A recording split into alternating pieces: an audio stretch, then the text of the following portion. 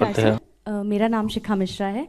हमारी जो युवा पीढ़ी है और जो आने वाली पीढ़ियां हैं, हमने श्री राम की और सनातन धर्म की एक अलग ही परिभाषा बनाई हुई है आजकल, वो जय श्री राम सुन के और मूवीज़ वगैरह देख के।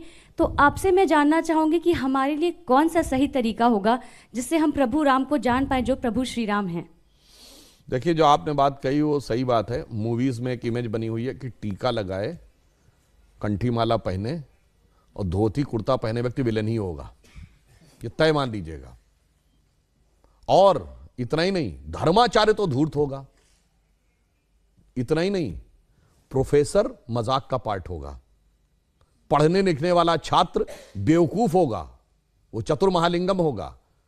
और क्लास बंक करने वाला इंटेलिजेंट होगा। पॉकेट मारने वाला व्यक्ति जो होगा वो तो उदार होगा, क्योंकि वो चोरी करके बांट रहा होगा। ठीक। और जो बिजनेसमैन है या जो नौकरी कर रहा वो बेवकूफ टाइप का दिखाया जाएगा, वो जिंदगी की दौड़ में पिछड़ता दिखाया जाएगा। अरे बहुत सारी चीजें दिमाग में भरी गई हैं फिल्मों में। ये बताइए, ये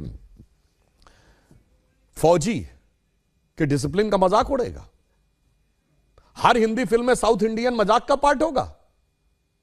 हम लोग के जन्म के आसपास के जमाने की फिल्म वो कौन सी थी, पड़ोसन, मास्टर पिल्लई, एक चतुरनार करके सिंगार, वो भी मजाक के पार्ट होंगे। और अभी इधर कौन सी फिल्म थी, इसमें खजाना खोजने के लिए जाते हैं, जिसमें वो कहता है कि गोवा तक पहुंचने के लिए कितना टाइम लगेगा। उसने कहा जब तक नाम बताऊंगा तो बता देगा, श्रीनिवास, वेंकटेश, फलाना, अय्यर। उसका ही मजाक। भाई ये क्या है, उत्तर दक्षिण में लड़ाना है। हर फिल्म में सरदार मजाक का पार्ट होगा। बहुत बड़ा षड्यंत्र था ये, एक लेफ्टिस्ट एजेंडा था। और इसमें मैं ये नहीं कह रहा हूं कि इस फिल्म वालों ने जान के किया है, वो तो बेचारे खुद भी नहीं जानते। उनका माइंडसेट ऐसा कि उसके टूल बन गए।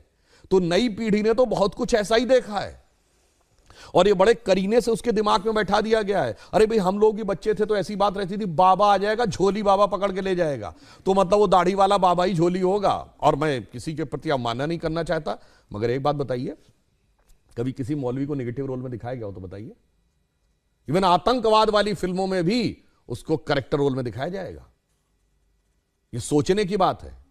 एक ही फिल्म में, अमिताभ बच्चन जी की फिल्म है 1970 के दशक की, जिसमें जब उनकी भाभी आती हैं और या मां अगर उनको प्रसाद देगी, मैं नहीं लेता ऐसा प्रसाद, मैं नहीं मानता ऐसे भगवान को जो गरीब का पेट नहीं भर सकता, उसी फिल्म में 786 का बिल्ला उनकी जान बचाता है और उसको यूं हाथ से लगा रखते। सोचिए कैसे दिमागों में चीजें भरी गई हैं। इसलिए मैं युवा पीढ़ी से कहूंगा, इस जगत प्रपंच से बाहर निकलिए और ओरिजिनल अपने टेक्स्ट पढ़िए। विवेकानंद का साहित्य पढ़िए, स्वामी राम तीर्थ का साहित्य पढ़िए, श्री अरविंदो का साहित्य पढ़िए, गांधी जी ने जो लिखा है उसको पढ़िए। कार्यक्रम के शुरू होने से पहले कुछ आप विवरण दे रहे थे, मैं चाहती हूँ वो दर्शकों तक भी पहुंचे। कैसे समय की चाल बदली। देखिए, हम आपको एक बात ये बताएं, आप सब ने शनि की 7.5 वर्ड सुना होगा। ये 7.5 का मतलब क्या होता है? शनि एक राशि पे 2.5 साल रहता है और वो इतना शक्तिशाली, जिसे ढैया कहते हैं आप, एक उसकी इतना शक्तिशाली होता है कि एक राशि आगे और एक राशि पीछे तक इंपैक्ट रखता है। यानी कोई बहुत पावरफुल है तो उसका इंपैक्ट एक स्टेप आगे एक स्टेप पीछे। तो 2.5, 2.5, 2.5, 7.5। तो कहते हैं ना, पहली ढैया, दूसरी ढैया, तीसरी ढैया।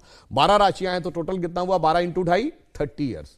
तो शनि का रोटेशन साइकिल 30 ईयर्स है। भगवान राम के भी तो 7.5 लगी थी, कहा था तो बन गए थे। तो 2.5 साल मतलब 30 साल का रोटेशन साइकिल शनि का है। ये तो हमें हजारों साल से पता था, इनको कब पता चला?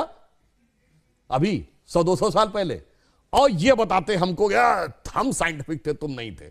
मेरे भाई, तुमने तो कहा सूर्य पृथ्वी के चारों ओर घूमता है। और मजे की बात जानते क्या है? गैलीलियो ने कहा 1633 में कि सूर्य पृथ्वी के चारों ओर घूमता है। यह गलत है, पृथ्वी सूर्य के चारों ओर घूमती है। तो उसको कह दिया गया कि तुम्हारी मौत की सजा दे दी जाएगी। उसने माफी मांगी, उसको अपराधी चर्च का घोषित किया गया। चर्च का अपराधी। और वो चर्च के अपराधी की श्रेणी में जानते कब तक रहा है? 1992 तक। पोप जॉन पॉल II ने उसका नाम हटवाया।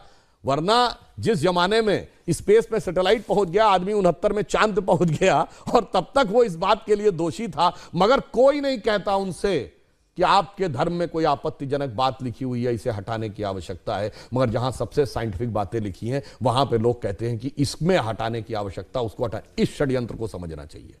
इस षड्यंत्र को आप भली भांति समझें तो आपको समझ में आएगा कि जो सभ्यता सर्वाधिक उदार है, उसी सभ्यता के साथ सबसे अधिक छल किया जाता है, जिसे हम कहना चाहेंगे आजादी का अमृतकाल है, तो हम कहते थे ना, हो गए हैं स्वप्न सब साकार कैसे मान ले हम, टल गया सर से व्यथा का भार कैसे मान ले हम, राष्ट्र को है लोग भूले, स्वार्थ है युग मंत्र सारा, वर्ग जाति विभेद की अब बह रही है कलुष धारा, इस अमा के तिमिर को, यानी अमा अंधकार, तिमिर मतलब अंधकार, रात्रि के अंधकार को अब अरुणिमा क्या मान ले हम, टल गया सर से व्यथा का भार कैसे मान ले हम। और आगे की लाइन सुनिए, वो महत्वपूर्ण है, वेशवाणी तत्व दर्शन दूसरों से यह सभी ले, विकृति को हम ग्रहण करते निज प्रकृति को आज भूले, इस विदेशी नकल को अब अस्मिता क्या मान ले हम, हो गए हैं स्वप्न सब साकार कैसे मान ले हम। इसीलिए मोदी जी ने क्या कहा है, अमृतकाल के जो 5 प्रण हैं